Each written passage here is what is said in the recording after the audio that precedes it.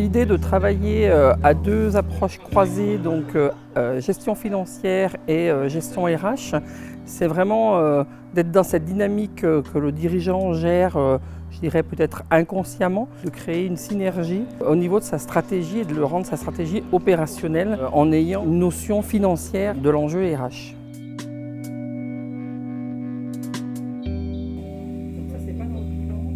On a eu des membres de comité de direction qui ont aussi été associés dans certains cas, ou des RH. On arrivait dans l'entreprise, on a posé des questions, parfois dérangeantes. Et donc j'ai vraiment apprécié cette ouverture, à la fois des dirigeants ou de leurs équipes, puisque là c'était vraiment ouvert. Qui était prodigué en fait nous a permis effectivement de structurer notre démarche et de la mettre en place, ce qui n'était pas forcément le cas jusqu'à présent. Donc on a des outils aujourd'hui pour pouvoir travailler et dans les mois à venir et les années à venir.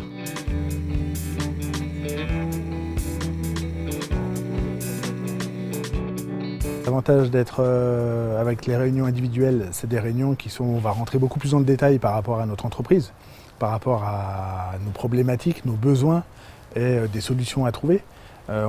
D'ailleurs, on a pris contact avec des parties prenantes de l'entreprise, les OPCO.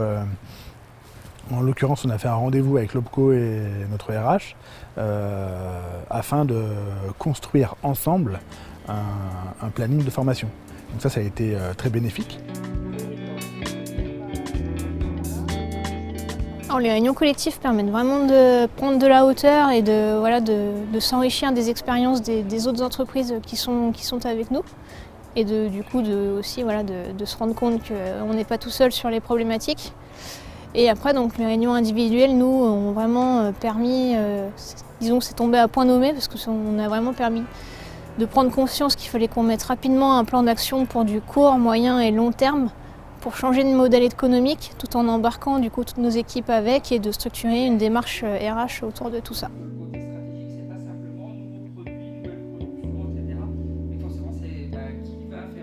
Je pense qu'on a besoin à tout moment dans sa société de faire un point et d'avoir ce regard extérieur afin d'évoluer, de progresser et d'être accompagné sur cette progression.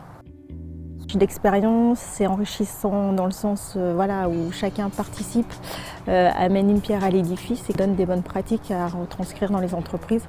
Alors peut-être pas sur l'instant T, mais on sait que c'est dans un coin de notre tête et qu'on l'utilisera pour un peu plus tard.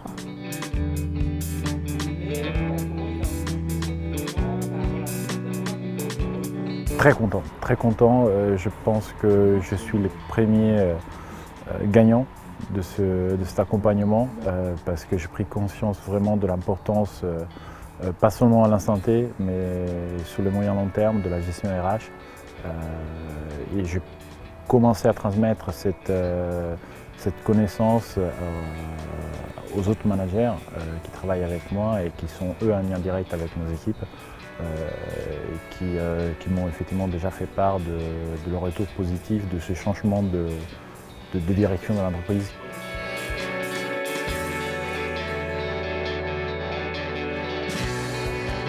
Notre entreprise est située en montagne, à 2300 mètres d'altitude, et on est loin au propre comme au figuré. C'est-à-dire qu'on est éloigné, quand je dis on est loin des centres de décision, on est loin des réseaux humains. Et qu'à ce titre-là, on est souvent dans l'entre-soi en station de sport d'hiver. Entre-soi, sur le plan professionnel, on rencontre soit des personnes qui font exactement le même métier que nous, soit notre famille, les gens qui sont dans notre vallée.